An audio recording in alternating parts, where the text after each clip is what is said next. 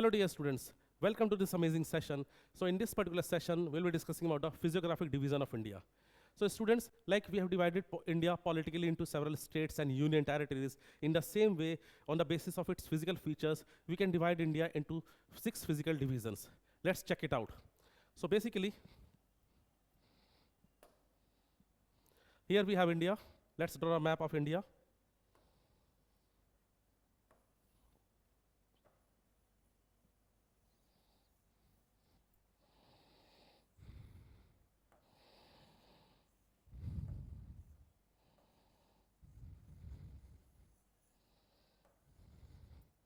A bit bigger.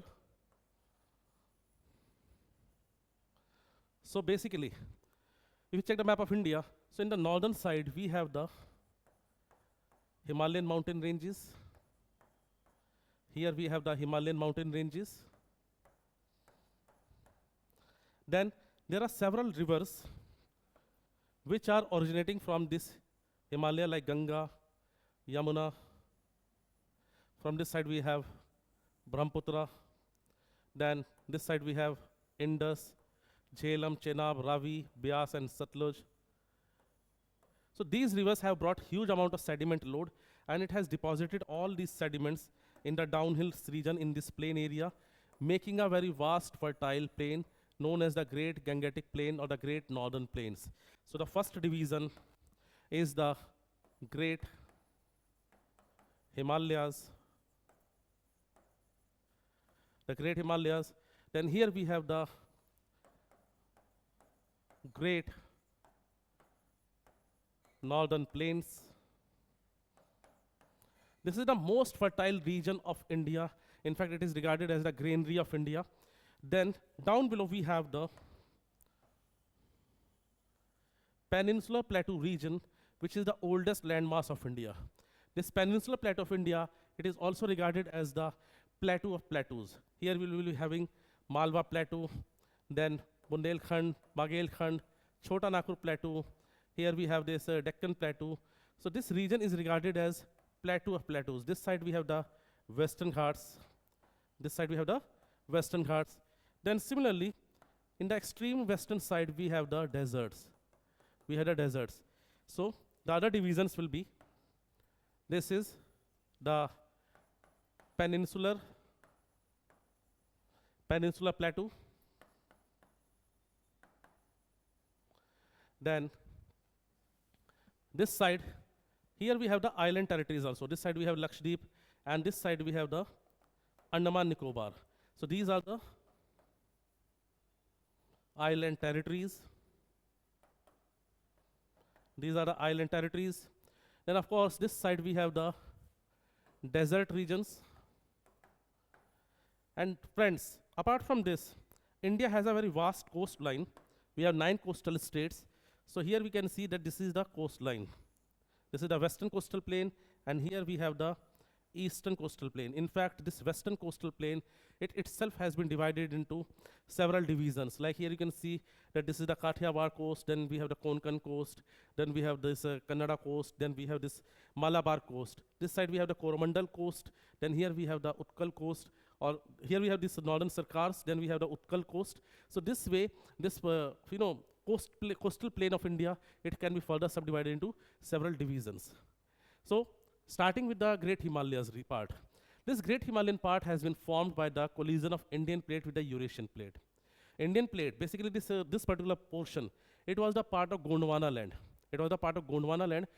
Gondwana land was the southern part of the Pangaea, which has been broken. It has been explained in continental drift theory.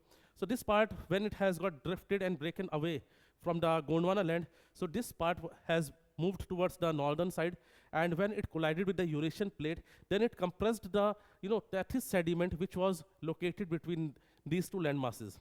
So when these land masses collided, so the sediment between them, it started compressing and developing some kind of folds. So this is how the Himalayan mountain ranges have been formed.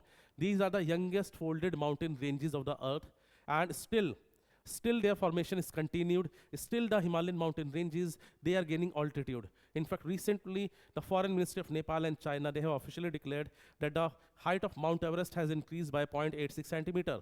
It has increased by that much centimeter, right? So basically, uh, this is the thing about Himalayan region. Himalayan region, they are acting as the shield of this entire Indian subcontinent. It is protecting us from the severe Siberian winds which are there in the Central Asian region. So in fact, the Indian monsoon region or the Indian monsoon climate mechanism, that is also the gift of Himalaya to us. Then there are several rivers which are coming out from this Himalayan region, and they are eroding the rocks and then bringing this fertile soil and depositing them into this particular region, making this as the one of the most fertile region in the world itself. In fact, this is the region which is supporting almost 60% of the population of the country. So you can imagine the importance of this plain area.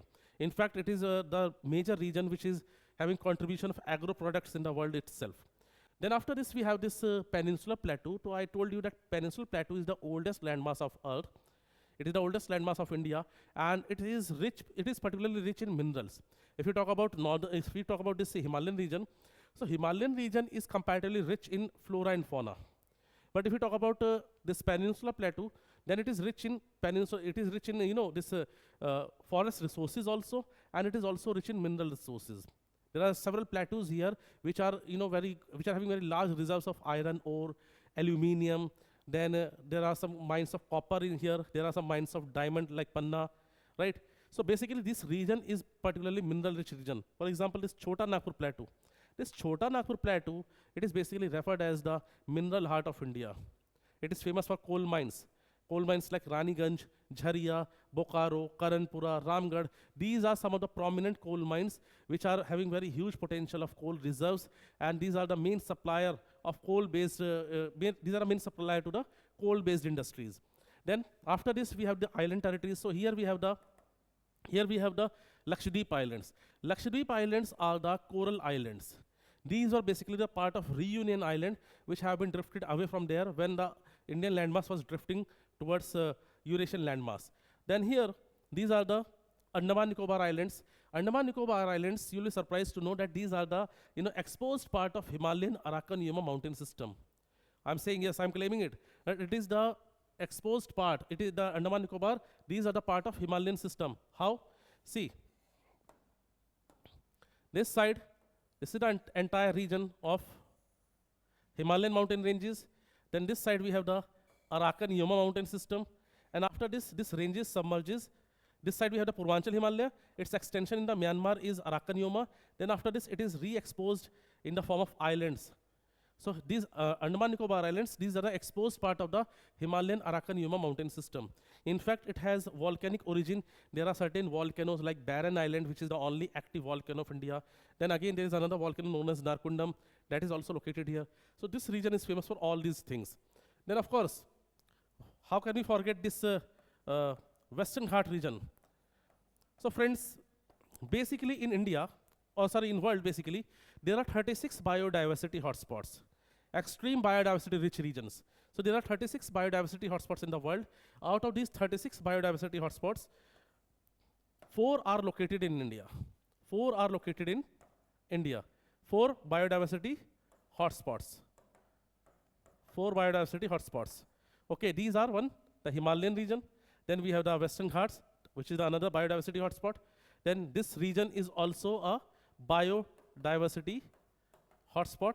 And again, this Andaman Nicobar Island, it is also one of the main biodiversity hotspot of India. In fact, you won't believe that Andaman Nicobar Islands, they are located on just 0.25% area of India. They're just comprising 0.25% area of India, but they are constituting roughly around 9% of the vegetation of India. So this is the significance of these Andaman Nicobar Islands. Then of course we have the deserts. So deserts, these are the regions which have zero phytic vegetation. These are the places which have very high diurnal range of temperature. Diurnal range of temperature means that these are the places which are very hot during the daytime and they are very cool during the night time. The temperature difference between the day and the night is very high here. They will be very cool during the night time. They will be very hot during the daytime. Okay. So this is all about, this is a general introduction about the physiographic division of India. Of course, we take them in a very detailed manner when it comes to the regular lectures. So guys, thank you very much for being with me. Thank you so much. Bye-bye. Take care.